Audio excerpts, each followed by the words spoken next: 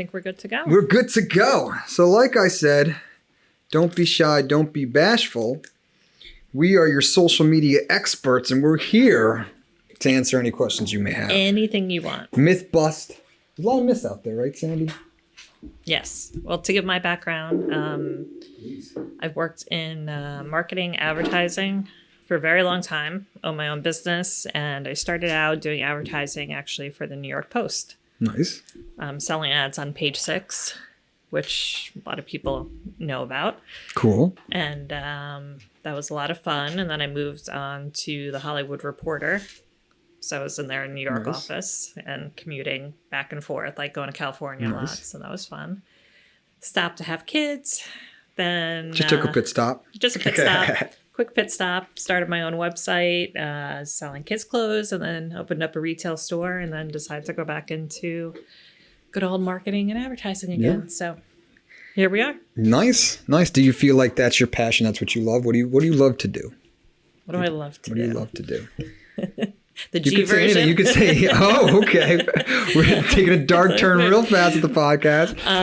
But yeah, even if it's like watch Netflix, like what is your passion? What do you love to do? And do you think you can able to monetize that? Because that's kind of like where I'm trying to help my future audience is to help them realize that whatever it is that they love to do, they can, in today's day and age and technology and everything, they can potentially, make a living or a side hustle out of it. So if they give me something weird. Not weird. For me, I'm a big foodie. I love to go out to eat to restaurants. I love wine. I love eating. That's the one thing I don't spend money on. A lot of girls, not to be typical, but like bags and shoes. I'm like steak and Chianti. Nice. That's where the money goes. Nice. And I don't feel sorry, spending on that. So would that ever evolve into, a blog or ads for different restaurants or critiquing different restaurants? I don't know, but that's, one of my passions outside, Absolutely. Working. And obviously I have 2 kids, so I love my kids and being with them and absolutely obvious family stuff. So yeah, I mean, and then that's perfect because you could make it a blog, you could have a podcast, you could take pictures, video of all the food you like to taste and stuff like that. So that's kind of like where I'm trying to help in any value I can. My audience is to help them realize that they can take something that they love, and in this day and age with technology and anything, you just put your head down, go to work, go in hard, go in deep, and you could potentially make a side hustle out of it. But you got to be real, you got to be authentic, and you got to do it for the right reasons. Yeah. And with one thing, I was really into, I always worked my whole life, and then I was home, with my boys. I had them back to back. They're 18 months apart. And I was always into kids fashion. So I decided to do at the time, I'm like, a little side hustle, sell some clothes online, open up a website. And it just exploded into this big thing. I'm going back several years, but I was one of the first gender neutral websites in the country. I won awards. I won, all this stuff. I launched a lot of European brands that are huge now. I was the only one in the US to carry them. And, and it is true. If you do what you love and you're persistent at it, it's not work, and the money does follow. It's very cliche, but it's true. Absolutely. So give me some tips or anything you've learned along the way. A little backstory about me and Sandy. We've been working together here, doing social media and stuff, and we have future projects we're definitely going to do together. She's definitely, a good friend of mine, friend for life. So I want her to pick. Friend for life. That's a big specific Don't mess title it I gotta wear. But I want if you guys have any questions to ask her, please do. But give us some tips, some things you've learned along the way. Go at it. I would say, a good idea is if you're doing it on your own and then you start working with clients, to be very straightforward with your clients on what you are going to do for them and what they should expect.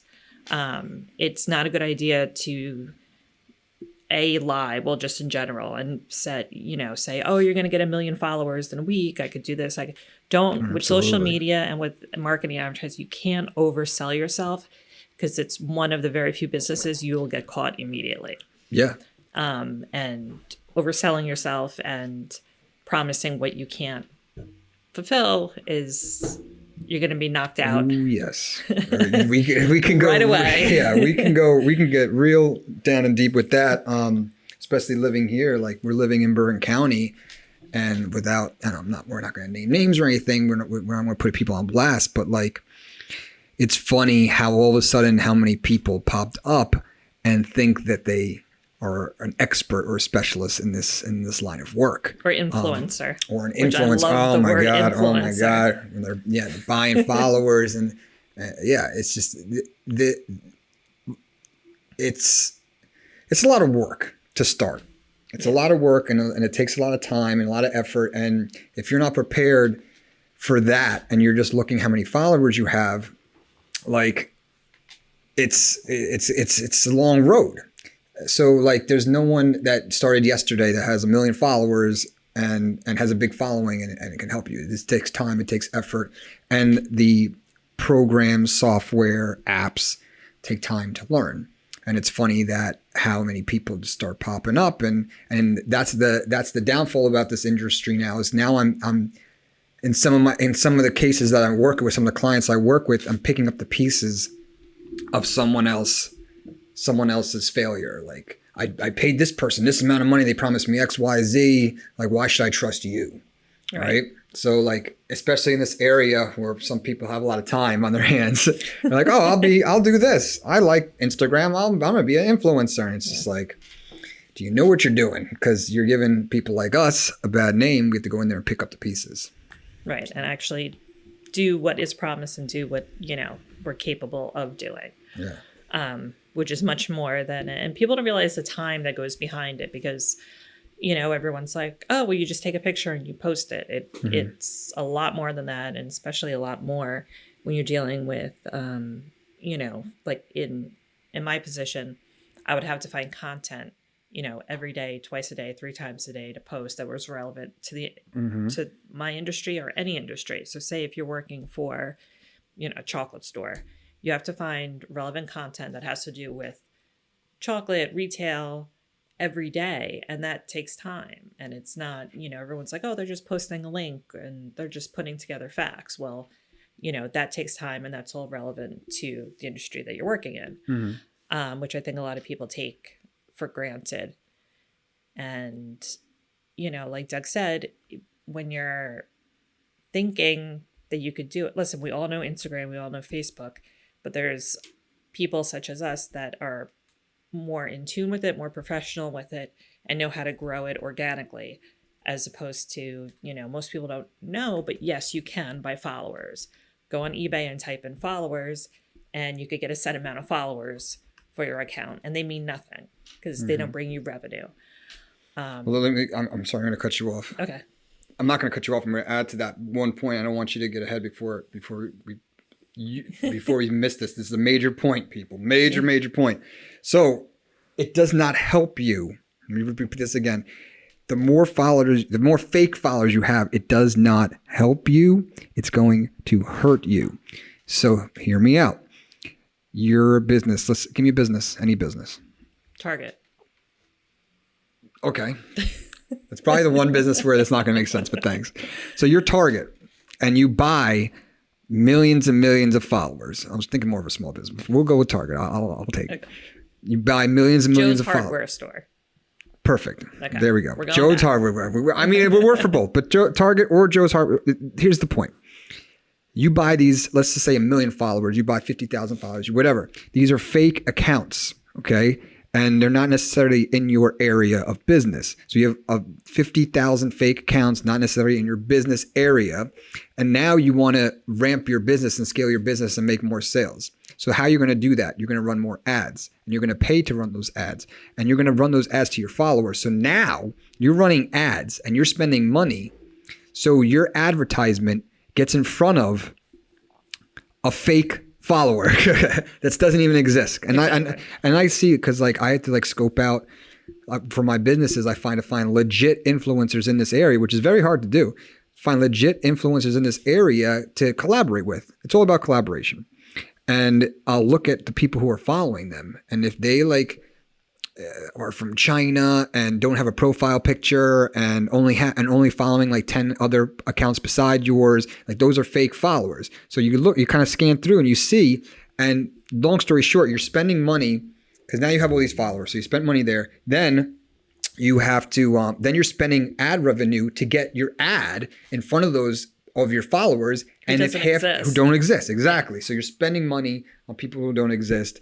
And that's like the rat race where people get caught up because they're so worried about other people's opinion when they look on their Instagram and say, oh, this person only has, let's just say 2,000 followers, which is not bad in Bergen County. You got 2,000 followers. Cheers to you. But they think they need to have 50,000. They think they have to have 100,000. Right.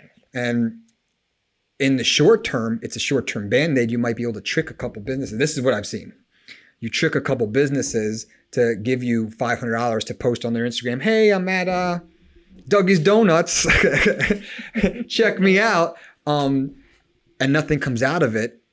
And you got your $500 from Dougie's Donuts. But is Dougie Donuts going to bring you on again? No, because nothing came out of it because nobody came in and bought anything. Nobody came in and bought anything. No one liked the post because it's not real followers. Yeah. So, and I learned that, I opened a retail store locally here in Bergen County, and we started a Instagram page, and we didn't have, we grew to about, 2,000 followers, but those 2,000 followers wanted to be there. And in the beginning, I even made the same mistake myself. I would compare myself to other businesses, and I would say, well, they have X amount. Why do we only have this? Why do we have that? But then I realized with those 2,000 people, most of them came into the store. Most of them purchased online.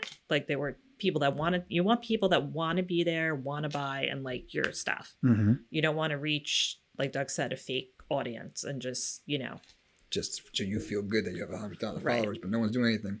There's this simple math. I forgot who said it, but they said it was something along the lines of all you need is 1,000 people to love you and like what you do.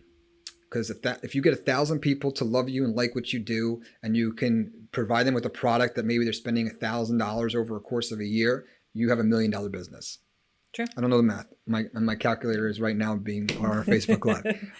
Well, the sales thing behind that is however clients or customers you have, 10% will buy.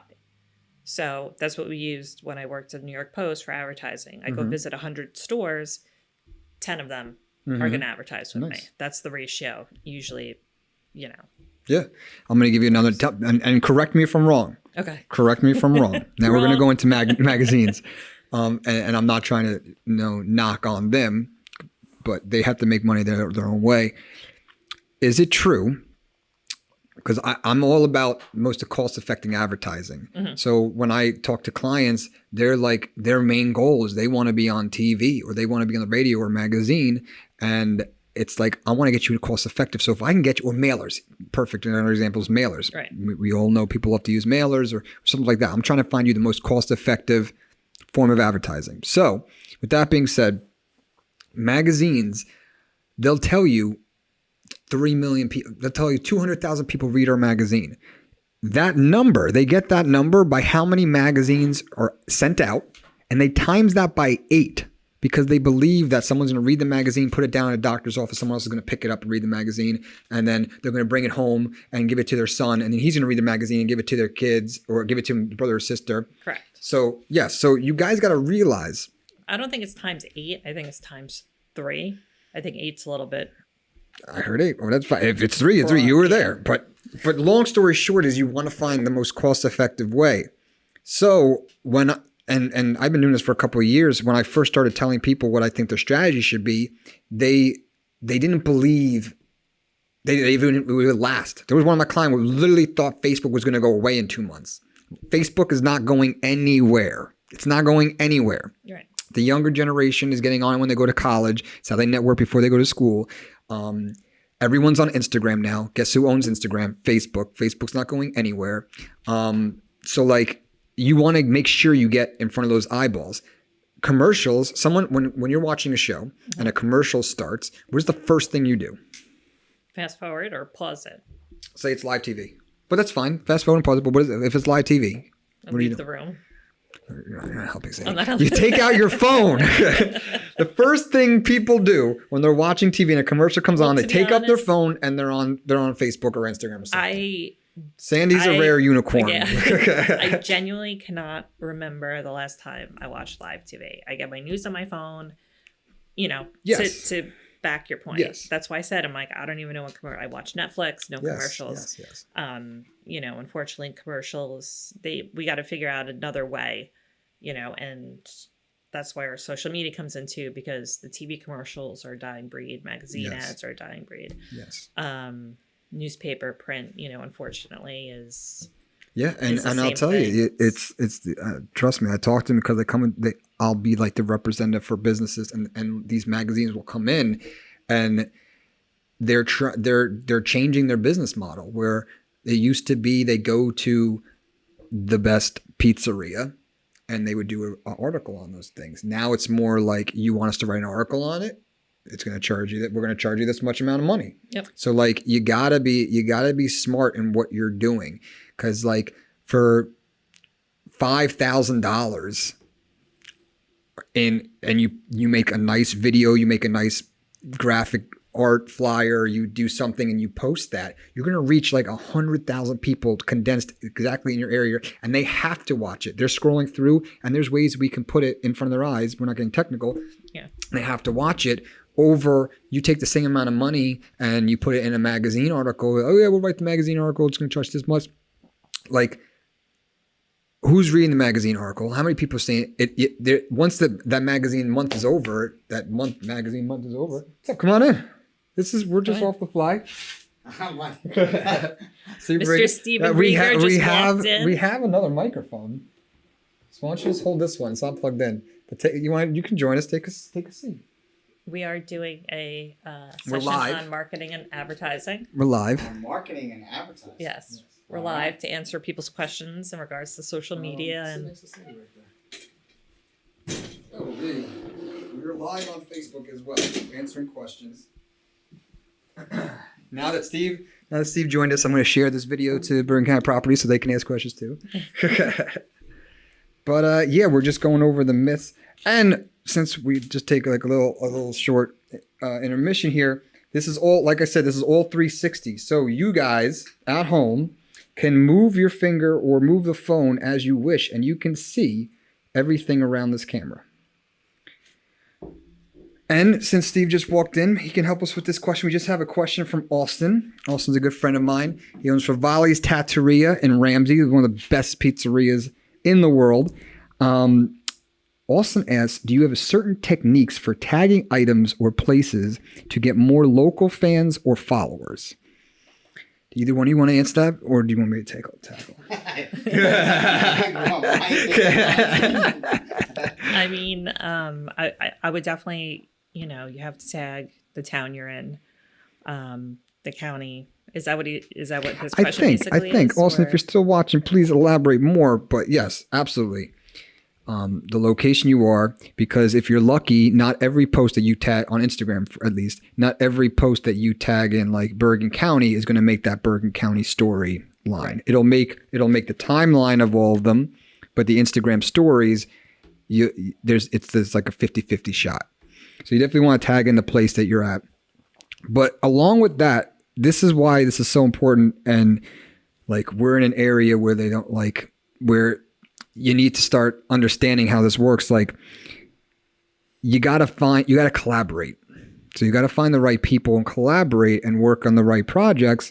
Cause like, you want to, if you are, let's just say the hardware store, we were saying Joe's Hardware, right? So I might want to find a construction company or a plumber or somebody that has a good social media following and do a video with them saying, hey, we're here with Paul the plumber, and he's using our brand new product. We just got this chainsaw, right? And collaborate, because then you're going to get all those people that see, oh, here's Paul the plumber. I like Paul the plumber, and he gets his equipment from here. Right, and I'm very big on networking, and especially if you have a business, I think having events the more events you have. Listen, some are going to bomb, some are going to be 20 people, 30 people, but it brings, like you said, the collaboration of two different ideas together in Yes. one spot, and people can cross promote, and you just grow your audience. Yes, yes. And along with that, it's not going to happen the first time. The first event is going to suck. No, that's what I said. Yeah. The first event is going to suck. So don't have these high, everyone's got these high expectations. Not Steve's events. But he's worked up to that. He worked up his business to that point where he can have awesome events. But the first event, if you're a small business and you're trying to get the ball running, the first event's going to suck. So you probably should invite all your friends and family, get pictures and videos of that, of everyone having fun for the next event. It's going to take 10, 20, 30 events before the ball starts rolling, and that small community starts to develop, because it's all about, the social interaction and the community as well. Because now, Trish and Jeff want to come to the event because they know Paul and Paula are going to be there. You know what I mean? So it becomes like more of a family friendly event, networking kind of thing. So I have a question for Steve, actually. Ooh, hey. What's your favorite part of social media, and what is your least favorite part of social media? My favorite part of social media is having someone else do social media. My least favorite part of social media is if I had to do social media. Yes. My idea of social media is LinkedIn. That's probably the only thing that I do social media wise. I understanding your strengths and weaknesses as an individual, I think, is important. I, for whatever reason, have never gotten on the Facebook bandwagon. Certainly Instagram and all the other stuff that's been out since is way past my capabilities. So I am very good at delegating those things to other people. Right. Yes. To be able to do it for me. But this, it's definitely something that we get a lot of business from, and is needed. It's just, again, trying to figure out what you do best. And if you are not able to do it well, then you should have someone else do it for you. Now, do you think, obviously, you and I both worked previous to the existence of social media. Do you think it helped your business, or it's hurting businesses? Or is it making it more competitive? It's changed the business. So I'm around from the dinosaur days of everything was cold calling, and I did too. I had a beeper on my first cold calling. But nowadays it's you could reach so many more people on social media. You could be able to do different events like this and reach people. How you get them to even log into this, I don't know, but this is one of those things that, again, I think that overall you're going to change the way you're attracting viewers. In the past, it was I had to literally pick up the phone, call them, and get them on the phone, or go door to door. Go there, yeah. And now I could see 10 times as many people just from doing something like this. As long as you have a message that's interesting, that adds some value, then that's really what I think the most important thing is that in anything that you're selling something, have a business, providing some service of some kind, if you're doing the same as everybody else, I don't think you're going to be very successful. Right. Because there's always going to be someone that's done it longer, better, faster, whatever. You have to be able to provide something of unique value. And in our business, we have kind of a construction, I guess, flair for kind of what we do, that it really enables us to offer some different services for clients in comparison to just the traditional real estate services. We do that as well, but again, a lot of the people that we talk to are intrigued by the value that we could add from the construction part of what we do. And Doug's actually made some pretty cool videos highlighting that you could find on the page. Thank you. And Steve makes a great point that I want to tag. I want to touched base on. He was talking about how he's only on LinkedIn. And that's good because I want to talk about every platform has a different mindset. So his mindset, his wants and needs are more geared towards a LinkedIn audience, and more geared to, he's a businessman. He wants business information, and that's how he interacts. And every platform's different. People have different mindsets on these different platforms. Just like the best way to put this is like TV. If I watch ESPN, I love it. Yeah. There you go. If I watch ESPN, I'm going there to watch sports. If I watch Comedy Central, I'm going there to watch comedy. If I watch Fox News, I'm looking for news. Everyone has a mindset and thing they're looking for on these channels. It's the same thing with the social media.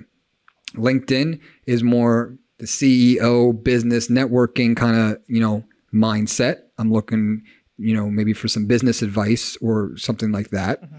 Instagram is more like the everyday, the stories part of it's more like the everyday, lighthearted, fun. Look at this, look at that. This is what I eat, right? And Facebook is kind of like LinkedIn a little bit, but more family oriented with the events and the parties. And then you have YouTube, which is channels that are providing value. So like YouTube's great too because YouTube is going by Google. So like it's a search engine. YouTube is basically a search engine. So people are typing in like, how do I buy a home? Who should I go to buy a home? Whatever. And then when those videos will pop up. But it's very important to know the difference that like the same video that runs on Facebook or Instagram that does so well might not do anything on LinkedIn, and vice versa. This great business video, professional video that you make on LinkedIn might not get any reaction on Instagram. Right. So you got to make sure that you're tending to your audience the right way on each platform.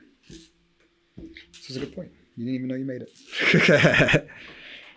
So yeah, we just had a little hiccup here, so we're back live. I just want to let you guys know that you have 360 capabilities. You can point your finger or turn your phone any which way, whoever you want to look at.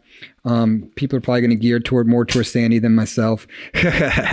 But makes me look like a funhouse mirror. No, we backed it up a little bit. We look good. We look good now. Steve looks good too. Everybody looks good. Podcast studio is coming along nicely. We need to maybe put some shelves or some decorations up, but it's coming along. Steve, do you have any questions for us? I can't say I do. Okay. Probably when the cameras turn off, we'll get all the questions. Maybe a whack or two too. Sandy, what do you got? Anything you want to add? Like I said, make sure when you start in this business, be very, very thorough, very open, and very consistent with your client. I highly suggest putting together a timeline. Invoices are very important. I mean, people, especially in our industry, because it's not, you're not like in an office setting, and it's, you walk in and out and do things, and it's like, oh, you owe me this much. All right, yeah, I got you.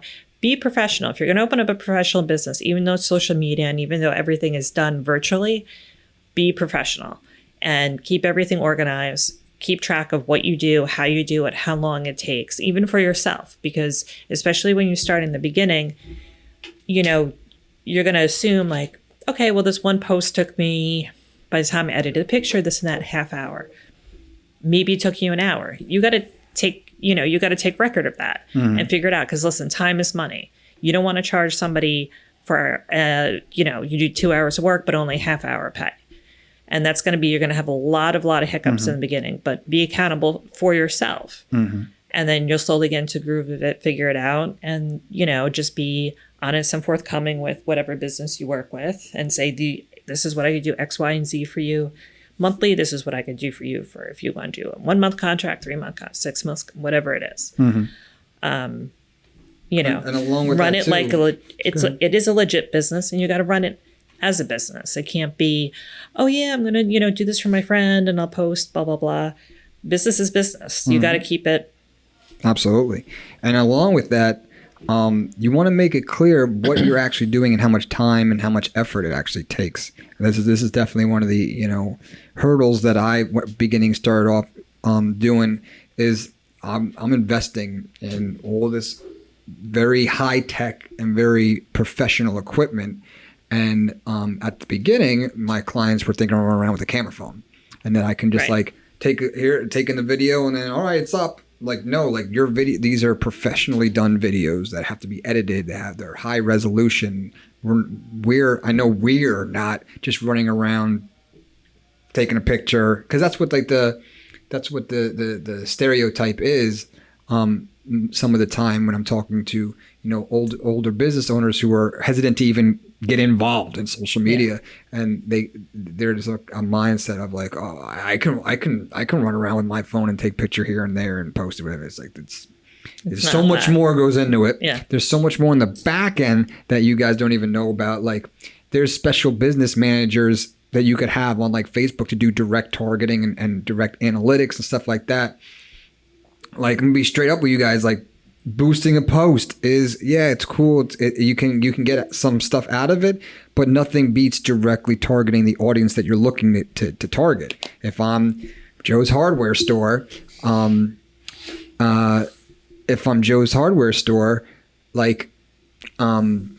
funny. If I'm Joe's Hardware Store, I'm not necessarily looking to hit 15-year-old girls who like Barbie. So Right. when you boost a post, you don't get those kind of specifics that you can really target because I'm just wasting money if the 15-year-old girl who likes Barbies is saying hey, buy a chainsaw from me. It doesn't help me. But there's a lot that goes into it. So make sure you are doing the work the right way and explaining to your client that, this is what I'm doing. This is how long it takes. This is not, and it's an uphill battle that you'll never win. You'll never win this battle. But if you're upfront and you talk about what you're doing and how you're doing it, you might ease the frustrations. Because, and here's a whole other story. Here's a whole other issue that we don't know if we want to get into. But there's no magical post. There's no magical formula post that you can put up today and then tomorrow 50,000 people are going to be lining up in front of your store to buy from you. It doesn't happen. Exactly. So the process of this stuff, the process of marketing, advertising, everything, it's a longer game. So maybe it takes like 4 or 5 months before you're even satisfied, and people might be like, well, forget it, I don't want to do it. Okay, that's fine, but just realize if you don't do it, someone else probably will. Gary's Hardware Store is crushing it because they're putting today's hammer, and they're going, this hammer is this much weight and this much thing. It's good for this and that and the other thing. And here's how you use it. We just built a tree house. And it works. And one thing is, I found, with my store, be consistent on not only your posts, but the way your posts look. So our colors at the time were like a turquoise and yellow. And we would have, for certain aspects, what we were trying to sell, almost like a template, but colors. But we kept the colors, the logo, everything consistent because people would see a post and right away know, oh, that's so-and-so store, and you could tell even like with the big major brand stores, like that's a Target commercial, that's X, Y, True. and Z, that's this. True. Because if you're constantly changing, you don't have a brand for yourself, and you want to build a brand for your store so people know, like Gary's Hardware, if he does something on hammers and has his logo on the bottom and it just looks the same but with different products, people will know, oh, I saw that and I know where it is. And so don't change things up. Don't be like, I'm gonna make this completely different than the next one. Change up obviously the information, but the look has to be consistent. The colors have to be consistent. The look and feel, because you're targeting that one demographic. Make sure you're really narrow in the targeting aspect of doing. I'll tell you this. Right at my junior year of college, I started working in the film industry, and I would come home from somewhere, and I was lucky enough to get into the commercial work, and I was doing Macy's commercials, and I was doing those Macy's commercials for about 15 years, and it was like every other month it'd be like a week-long shoot, right? So every other month, and it was the same exact thing slightly different, like new products. With the red star in the back. Red star in the back. I'll post a picture of me sitting on the red star. I saw that picture. Okay, a huge red star they would bring in. Yep.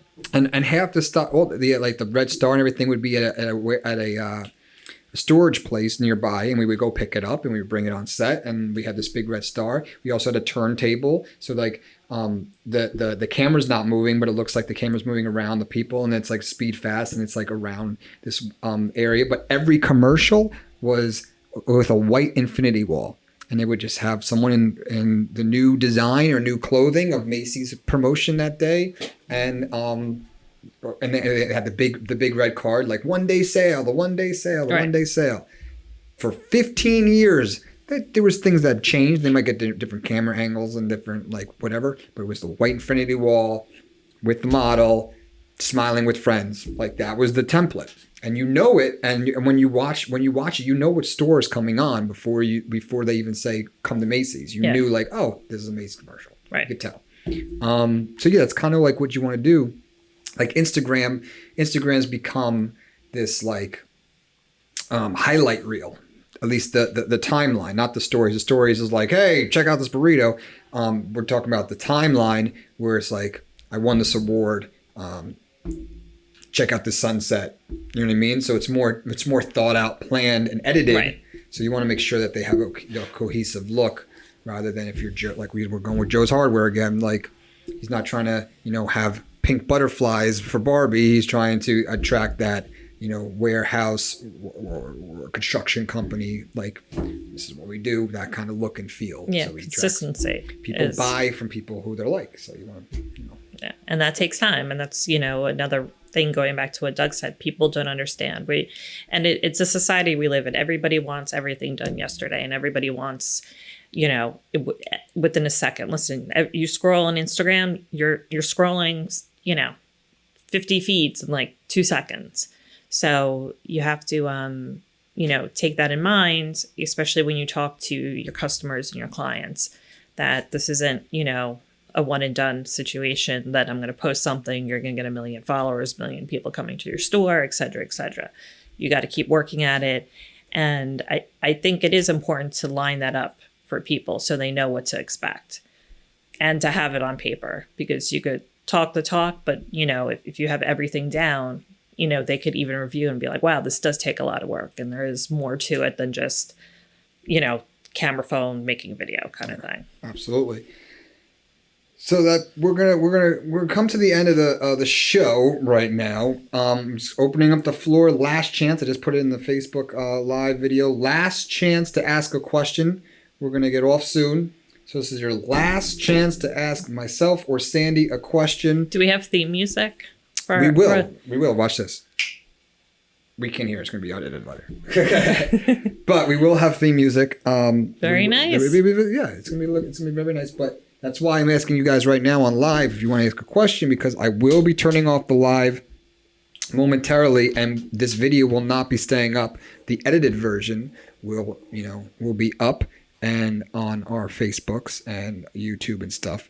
But this video right here will not be up long. And if you're watching it, now is your last chance to ask a question. We kind of touched the base upon Austin's question, which was the making sure you tag the local businesses and how you target the local stuff, and we'll just and what you're selling, tag that. Selling, hashtag pizza, hashtag Ramsey pizza. Hashtag family food. And always hashtag yourself. Actually, a lot of people forget to do that, to put in, if your friend's what's your friend's pizza store called? Favali's.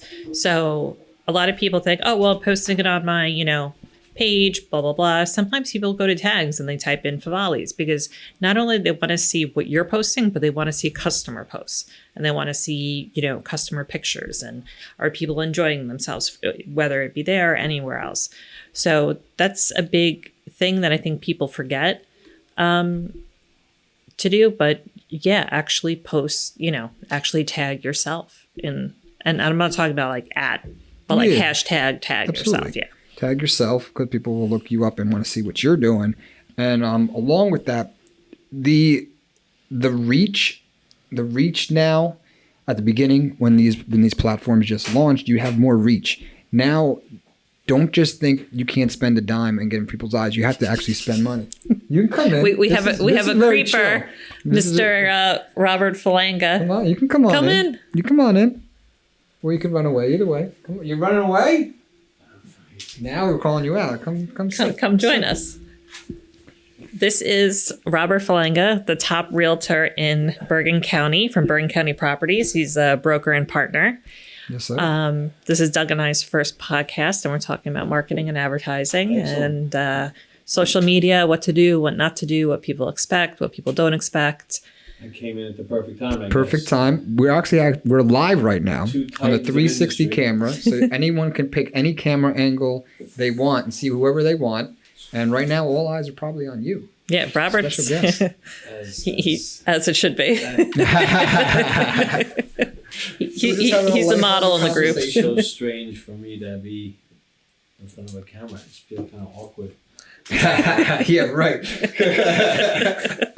He has a makeup person waiting behind him, just so you know. Just came in of hair and makeup. He saw us in the window and called like, "Hey, come over quick, do my hair and makeup." Yeah. No, social media marketing is huge. You know, it's I think in any facet of business or whatever business you're in, to be out there.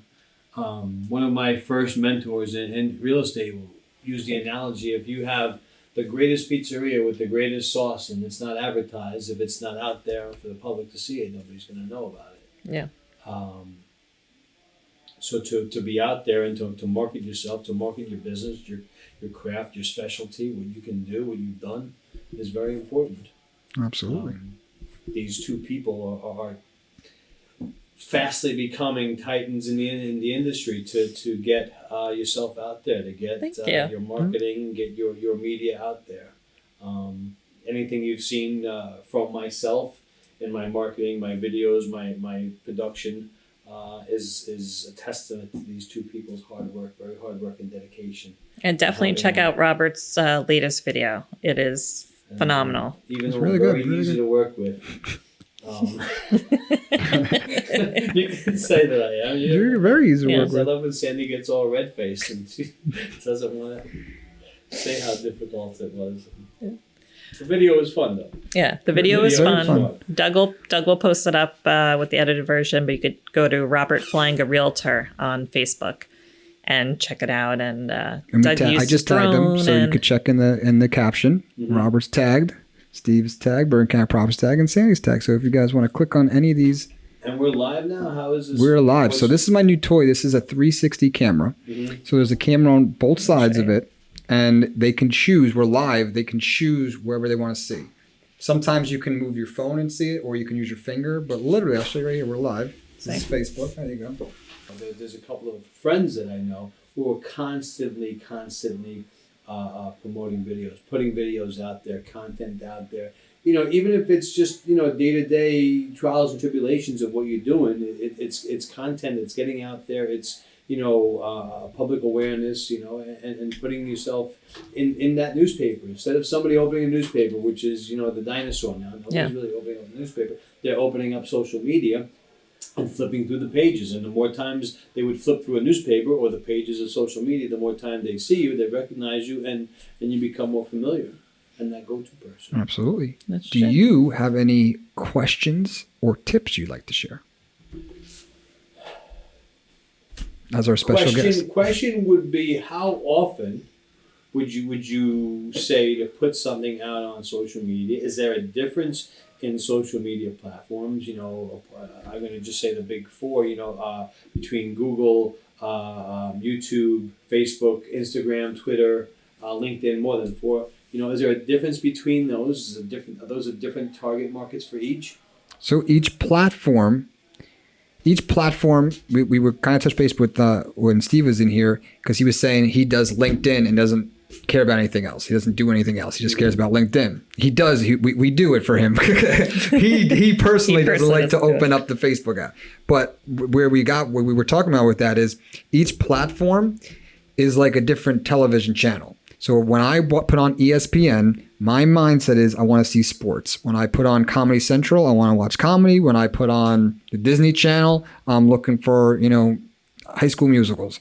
Each one has a different mindset. So a post that you put on Instagram and does really well on Instagram might do terribly on LinkedIn because it's a different mindset, different television channel. So with that mindset or vague definition, LinkedIn would equal, Facebook would equal. How would you differentiate, or how would you categorize those? So when making, if there is a category. No, I'll break it down like this. So when making content, you want to make the content native to the platform. You want to make it so it's tailored for that platform. Mm-hmm. So doing a podcast is amazing because it kills so many birds with one stone. We're filming the podcast. We're actually live on the podcast. So we're getting points right now. Facebook is giving us points. Facebook is a business. They want people to stay on Facebook. So they want you to use the latest technology. The latest technology is live. So we're getting points right now using Facebook Live. Mm-hmm. So we're live right now. We're answering questions right now. We're filming this all, and we're having a podcast. So here we go. The podcast is the audio version. We're going to rip the audio. We're going to put it on the podcast. It'll be on Apple Music. So that's that taken care of. Okay. Instagram. From this videos that we can make short little 1-minute clips of little nuggets. This might be one of them. Little nugget. You asked the question. We answered it. Mm-hmm. Sure. To find out more, check out our podcast. That'll be the Instagram thing. Facebook, we could actually put the whole video on Facebook if we wanted to. Facebook's trying to take over a lot of these platforms. As you know, like they bought Instagram. They're trying to like take over more and more space. Mm-hmm. So they're actually trying to take over the YouTube space now. Mm-hmm. So we can actually put the whole video on Facebook, and we could take the exact same video. It's probably the only place we would do this. We would put the same video on Facebook and the same video on YouTube. That we can use that together. Okay. YouTube is a search engine. And we could put the video up on there. So that's taken care of. And then we can edit this nicely and make it formal and take clips from today and put it on LinkedIn. LinkedIn's very formal and very business. LinkedIn is all professional, pretty much. It's less recreational. It's not recreational at all. It's more professional and more, people want to not get knowledge from it. Right, sure. Yeah. Do you feel that if you leave out one of those, do you have to be consistent with all of those? And if you were to leave one out, would that be like leaving out the chicken and chicken soup? Or here's so Snapchat used to be big. Yeah. Used to be up and coming big. Instagram made one feature and took out Snapchat, like knocked them out. Now maybe they make a new feature and be more relevant, but Instagram changed one thing from their app and it's gone. So the strategy is, put whatever you're good at. If you're good at talking, put more eggs in the audio podcast bucket. If you're good at live TV, live video, put more eggs in there. But you want to have 60% of your time and effort in the thing that you're really good at. Right. But at the same time, not ignoring the other ones and putting a little bit of effort, because any day now, for whatever reason, the government might say Facebook conspired to be in the presidential election and they get shut down. Now what are you going to do? You had all this following on Facebook, but you didn't care about Instagram, LinkedIn, and all this. So now you got to start from scratch. So you want to be everywhere and know kind of every platform and have a little taste of every platform and not, ignore one, because if you were killing it in Snapchat is irrelevant right now.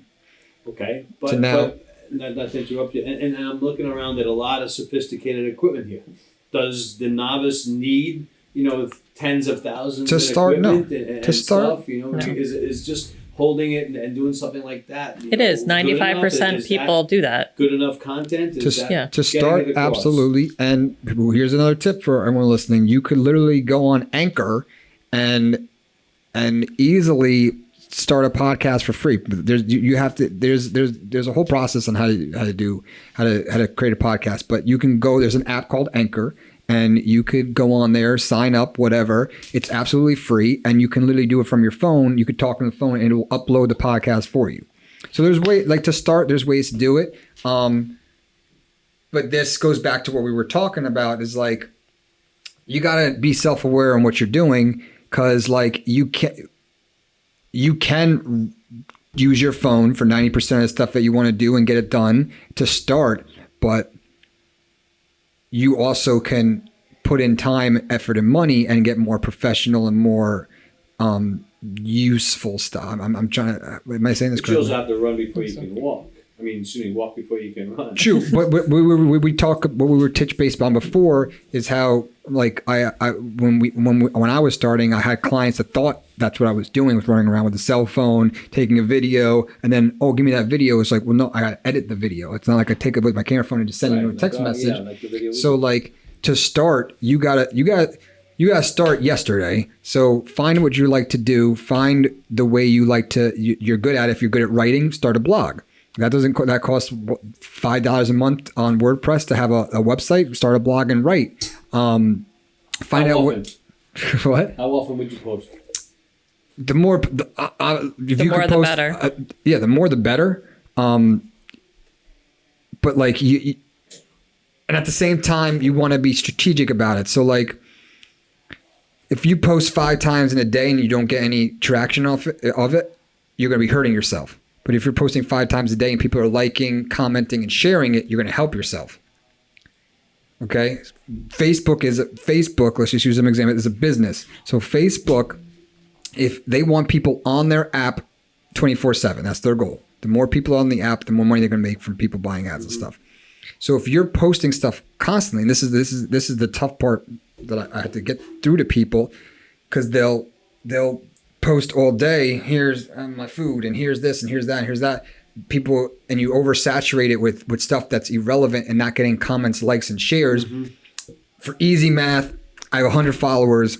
The first post I post, Facebook's going to show it to probably 50% of those people. Not everyone's going to see your post. So the first time, 50% are going to see it. Now, if no one likes, comments, shares, or does anything with that post, and they just keep scrolling, Facebook's going to be like, listen, this post wasn't any good, didn't get any traction, no one liked it. So the next time you post, we're not going to show it to 50 people. We're going to show your next post to 40 people, to 30 people. But if you post something and a lot of people comment, like, and share it, they'll be like, oh, this person's got good content. The next time he posts, we're going to show it to 60, 70 people. So that's where you got to be strategic. It's a sliding scale. Is it Yes, really? it's a business. They want people to stay. Is it If you're really? constantly It's putting out that stuff, monitored. It's that. it's his algorithm is math. Yeah. It's not like someone sitting there be like, that sucks. Nope. No, it's not like even. it's a all math. It's an computer-generated. equation. It's at light speed, not someone Yes. sitting in Silicon Valley saying, Nope, good, it's bad, all good. it's all math. So if we put out like the video, you got a great response on that. So the next time you post another video, you're gonna reach more people. Are we suggesting people to like my video and to share my Like your video right now. Go and watch. Go to Robert's video. Right. Like the video. Comment on the video. What you like. What you don't like. What camera angles you like. Absolutely, that's going to help. And not only does it help when they comment on it, but now the friends of the people who comment on it there's a chance that they could see it in their timeline. Susie liked they shared Robert's it. video. So by sharing it, Yeah, but even if so they just many comment, people saw it. even if they just comment. So here's Yeah. a trick too. Is like you'll see like on Instagram, I see this all the time. People try to trick people, and you can't trick people. This doesn't work. People trick people to get more comments on their videos. They pay like, "Hey, had a fun time on vacation. If you have fun this summer, type fun in the comment section, but do F comment, U comment, N in my comment section to make you spell out something in the comment section like." Right. F, Right. enter, U, enter, because they're trying to get those comments. They're trying to get those Numbers up. engagements. It's all about engagement. If you're putting out content that is getting engaged with, you're going to get points. There's no, you don't see your score. There's no scoreboard up on Facebook, but you're going to get in the eyes of Facebook, Instagram, LinkedIn, YouTube, whatever platform you're using, the more you get engaged, means the better quality stuff you're putting out, and means that they want you to be seen by more eyeballs because you're keeping people on that platform. You're keeping their attention. But if you're putting up something bad, if you put up something that doesn't get any engagement or anything, they're gonna be like, we don't want to show this to anybody because no one liked it. Right. So you want to post as much as possible. But you want to be strategic about it, and that's why it's good to run around with a camera phone and get started. But you need to work up your way to that's what we were talking about before. Is that we live in an area where some people have lots of time on their hands. We live in a nice little area here that some people have time on their hands, and they think they're a social media influencer, so they buy followers and stuff like that. We went into that before. Yeah. But like there's a process to it. There's a science to it. There's math to it. And along with that, this is where the magic happens. Along with the math and the science and the back end of things, there's the creative part of it too. Because you can know all the math and everything, but if you're putting out sucky creative content with the camera phone, it's not catching the eye. It's not getting engaged with. So there's math and there's creative to it. So it's a lot of components. It's a lot of components. And Sandy has to go. I have to pick up my kids from school. Mr. Zuckerberg's here for my. So thank you guys for watching. Thank you, Robert, for joining us. Our special guest here. We are live. And we'll see you next time. Clap for Robert. Thank you guys for tuning in. Super excited about this podcast. You guys just listened to the first ever one. So hit the subscribe button so you can hear future episodes. Once again, thank you guys so much for tuning in. Super excited. And I'll catch you guys on the next episode. Have a good day.